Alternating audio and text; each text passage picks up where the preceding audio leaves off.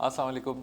मेरे पास बहुत सारे लोग कंफ्यूज हुए आते हैं कि जनाब हम क्या करें, होलसेल करें, वर्चुअल असिस्टेंट बन जाएं या कोई डिफरेंट बिजनेस मॉडल जैसे प्राइवेट लेबल या ड्रॉप शिपिंग वगैरह की बातें करते हैं। उमूमन ये लोग उस वक्त फंसते हैं जब चूंकि ये खुद नए हैं इस काम के अंदर और इन्हें ज़्यादा नहीं पता, और ये इधर उधर की बहुत सारी वीडियोस देख लेते हैं और कोई कुछ कह रहा है कोई कुछ कह रहा है, तो खिचड़ी पक जाती है दिमाग में जाके।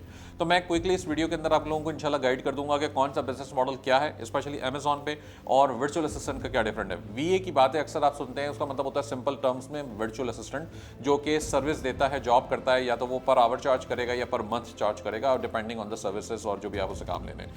बाकी चार बिजनेस मॉडल्स जो मेजरली इसके अंदर नोन है, जो आपने ज़्यादातर सुने होंगे, वो होगा, एक सबसे पहले आएगा होलसेल एफबीए, दूसरा है प्राइवेट लेबल, तीसरा है ड्रॉप शिपिंग, और चौथा है ऑनलाइन या रिटेल आर्बिट्राज। ठीक है, ये चार बिजनेस मॉडल आपने ज़्यादा सुना होगा। इसके अलावा भी छोटे मोटे और काम है, जैसे किंडल भी हो रहा है, जैसे बुक्स के हवाले से भी, लेकिन अभी फिलहाल हम चार की बात कर रहे हैं। होलसेल का बिजनेस मॉडल वो है जिसके अंदर आप एक प्रोडक्ट किसी सप्लायर से बल्क क्वांटिटी में और अच्छे प्राइसिंग में खरीदेंगे और फॉर प्रॉफिट अमेजॉन पे सेल करेंगे।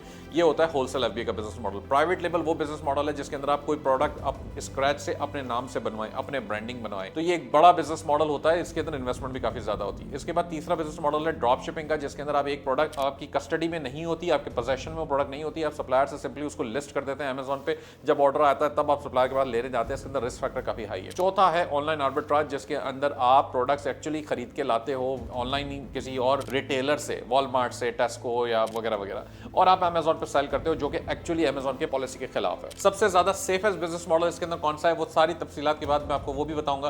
तो सबसे पहले हम शुरू करते हैं इन्वेंट्री मैनेजमेंट से। अब इन्वेंट्री मैनेजमेंट एक बेसिक चीज है जो कि हर बिजनेस मॉडल में चाहिए। आपको प्रोडक्ट चाहिए, आपको इन्वेंट्री चाहिए, इसलिए सारे बिजनेस मॉडल में करनी पड़ेगी। दूसरा इसके अंदर आता है इनिशियल इन्वेस्टमेंट। तो जनाब इनिशियल इन्वेस्टमेंट क्या होगी? होलसेल एफबीए आप एज लो एज $3,000 से भी शुरू कर सकते हैं। आपको इसमें $700-800 की कंपनी बनानी पड़ती है और ये सबसे कम है, लेकिन यही बिजनेस आपको इतना बड़ा कर सकते हैं आप कि आप $1,00,000 $2,00,000 इतना और इससे भी बड़ा।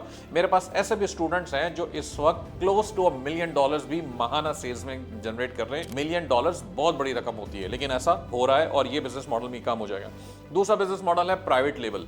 प्राइवेट लेबल अगेन मैंने बता दिया था क्या है, लेकिन इसको शुरू करने के लिए आपको $20-25 हज़ार की एक बड़ी रकम चाहिए होगी, और पाकिस्तान में ज्यादातर लोगों के पास ऐसा एपेटाइट नहीं है कि उतना सब्र करें, उतने पेशेंस और उतनी ज्यादा हार्डवर्क करें, इसलिए ये बहुत ज्यादा मुश्किल है। इसके फेलियर के चांसेस बहुत हाई हैं, स्पेशली पाकिस्तानियों के लिए। तीसरा बिजनेस मॉडल है जनाब ड्रॉप शिपिंग का, जिसके अंदर प्रोडक्ट आपके कब्जे में नहीं है, तो किसी भी अमाउंट से स्टार्ट करते हैं। कंपनी आपको मोस्ट लाइकली इसके अंदर भी चाहिए होगी, अलबत्ता लोग 2 नंबर तरीके से ढूंढ ढांड के काम कर लेते हैं, लेकिन वो टेम्परेरी होता है, एक प्रॉपर बिजनेस आप इसमें नहीं बना पाएंगे।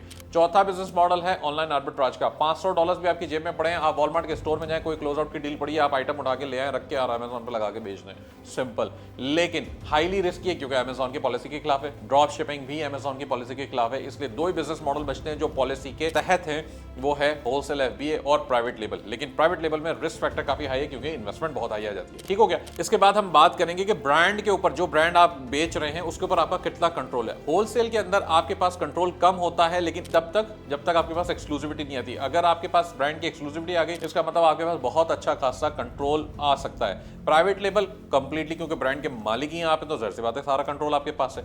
ड्रॉप शिपिंग कोई कंट्रोल नहीं है, ऑनलाइन आर्बिट्राज कोई कंट्रोल नहीं है। वीए की सर्विसेज की हम बात करते हैं अगर, तो वीए की सर्विसेज जाहिर सी बात है डिपेंड करती है कि कौन से बिजनेस मॉडल के अंदर आप दे रहे हैं। इन्वेस्टमेंट की अगर आप बात करें तो वीए के अंदर आपको कोई इन्वेस्टमेंट लगाने की जरूरत नहीं होती है। ठीक हो गया। अलबत्ता ब्रांड कंट्रोल आपके पास उसमें भी नहीं आता, डिपेंड करता है। वी अगर आप प्राइवेट लेवल के हैं तो जाहिर सी बात है वो आपको हायर करता है, तो वो आपको कितना कंट्रोल देता है उस पर डिपेंड करता है, अदरवाइज आपके पास उसमें भी कोई एक्सेस नहीं होता। अच्छा जनाब, अब मोस्ट इंपॉर्टेंट क्वेश्चन आता है प्रॉफिट मार्जिन का, कि जनाब चले सारी बातें हो गई, पैसे कितने बनेंगे, प्रॉफिट कितना बनेगा। तो जनाब होलसेल एफबीए का मैंने आपको बता दिया कि अच्छा जी आप शुरू तो $3,000 से $4,000 से कहीं से भी कर ले।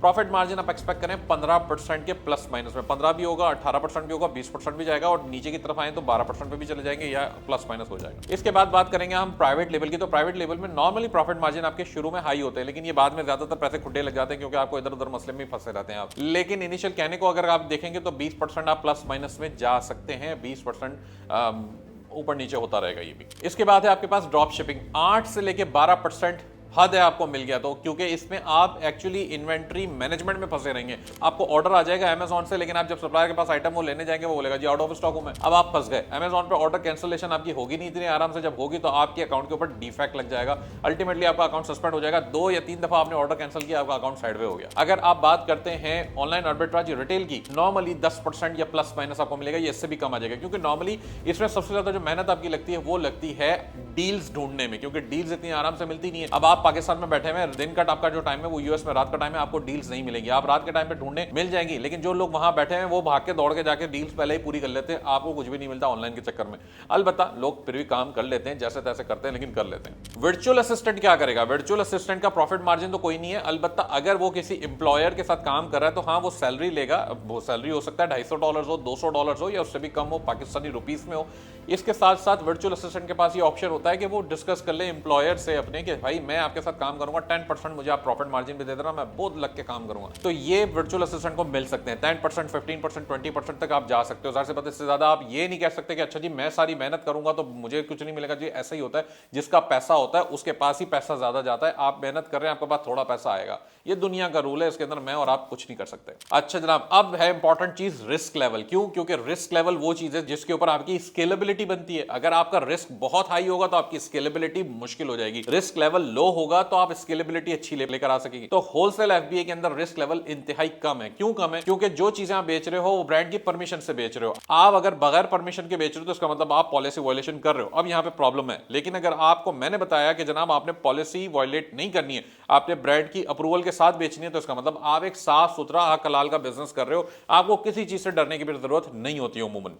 इसके बाद आ जाते हैं जनाब प्राइवेट लेवल के रिस्क लेवल पे। तो एक्सट्रीमली हाई मैं क्यों कहता हूं? क्योंकि पाकिस्तान ये $20,000 आप अव्वल तो आपके पास लाना मुश्किल होगा। बहुत सारे ऐसे लोग हैं जिनके पास इतना पैसा है, लेकिन जाहिर सी बात है वो भी सोचते हैं भाई मैं दूसरे मुल्क के अंदर इतना सारा पैसा कैसे लगाऊं। $20,000 आज भी 50-55 लाख रुपए बन जाता है। 50-55 लाख रुपए में आप कहीं पे छोटी सी जमीन ले सकते हैं अभी भी। तो ये मसले की वजह से लोग उमूमन फंस जाते हैं। इसका रिस्क लेवल इसलिए भी हाई है कि आप इतनी सारी रकम एक प्रोडक्ट के ऊपर लगा रहे हो। चाइना की कहीं की प्रोडक्ट है, खुदा ना कर सके इंस्पेक्शन में फेल हो गए, कहीं अमेज़न पे वो नहीं चली, आपका सारा पैसा तेल है, आप बिल्कुल फारिग हो गए। इसलिए इसका एक्सट्रीमली रिस्क लेवल हाई है। तीसरा बिजनेस मॉडल ड्रॉप शिपिंग का, इसमें रिस्क लेवल इतना हाई है कि जनाब क्योंकि अमेज़न फौरन डिटेक्ट कर लेगा कि आप एफबीएम कर रहे हो, इसका मतलब आप ड्रॉप शिपिंग कर रहे हो, वो आपका अकाउंट सस्पेंड कर देगा। रिटेल और ऑनलाइन एडवर्टाइज में भी यही चक्कर है। क्यों? क्योंकि इसके अंदर सबसे ज्यादा कंप्लेंट आती है प्रोडक्ट इनऑथेंटिक की। इनऑथेंटिक की जब कंप्लेंट लगी, इसका मतलब आपका अकाउंट आपके हाथ से गया। वर्चुअल असिस्टेंट के अंदर क्या रिस्क लेवल है? वर्चुअल असिस्टेंट का रिस्क लेवल एज सच कोई नहीं है, उसको अपने पैसे नहीं लगाने, पैसे तो वो बेसिकली एम्प्लॉयर के खेल होता है, लेकिन ऑफ कोर्स को चाहिए कि वो मेक श्योर करे कि एक्चुअली जिस प्रोडक्ट पे काम कर रहा है,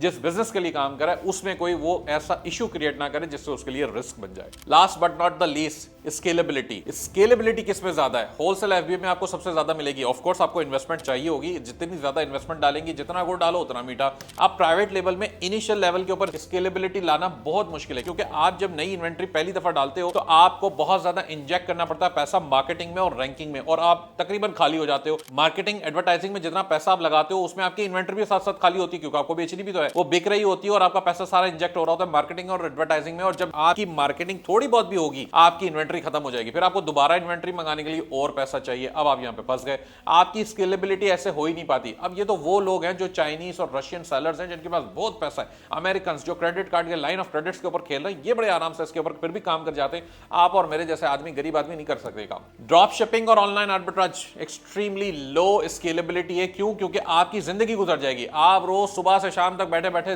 डील्स ढूंढते रहेंगे बैठ के, जनाब मुझे कोई अच्छी डील मिल जाए तो मैं ऑनलाइन आर्बिट्राज के तहत उसमें डाल दूं, आपको डील मिलेगी नहीं इतनी आराम से। ड्रॉप शिपिंग के अंदर मसला यही आता रहेगा कि जनाब आपको ये ऑर्डर आया, आप भागते हुए सप्लायर के पास गए, अब आप सप्लायर बोलेगा जी आइटम नहीं है हमारे पास, हम तो आउट ऑफ स्टॉक है। अब आपकी रात काली हो गई उस चक्कर में, क्योंकि आपको आइटम नहीं मिलेगा और आप ऑर्डर कैंसिल करना पड़ जाएगा, आपका अकाउंट जाएगा साथ। इसलिए ये स्केलेबल नहीं हो सकते ये बिजनेस, ये मेजर इशू है इसकी वजह से। वीए की स्केलेबिलिटी क्या होती है? वीए की स्केलेबिलिटी ये होती है कि वो इसे अकेला वीए के तौर पर चलता हुआ एजेंसी बना सकता है। वो एक क्लाइंट चलाएगा, एक बिजनेस बनाएगा, पैसा बनाएगा, उसके साथ साथ वो दूसरा क्लाइंट भी ऑनबोर्ड कर सकता है और फिर आगे जाके तीसरा। ऑफकोर्स टाइम देना पड़ेगा अपना बिजनेस बनाने के लिए, अपना एक्सपीरियंस जनरेट करना पड़ेगा, लेकिन एक्सपीरियंस के साथ होते होते आप 2 या 3 क्लाइंट्स के साथ काम करते करते एक अच्छी एजेंसी का बिजनेस बना सकते हो। इस तरह आप स्केल करोगे और लोगों को आप अपने साथ जोड़ोगे और आपकी एक प्रॉपर बिजनेस बन जाएगा। तो ये क्विकली मैंने आपको सारे बिजनेस मॉडल समझा दिए अमेज़न के। इंशाल्लाह इसी तरह हम एटसी, ईबे और बाकी दूसरे बिजनेस मॉडल्स को भी डिस्कस करेंगे मार्केट प्लेस को बहुत जल्द। इस चैनल को आपने सब्सक्राइब करना है ताकि वो सारी वीडियोस भी आप देख सकें। बहुत शुक्रिया।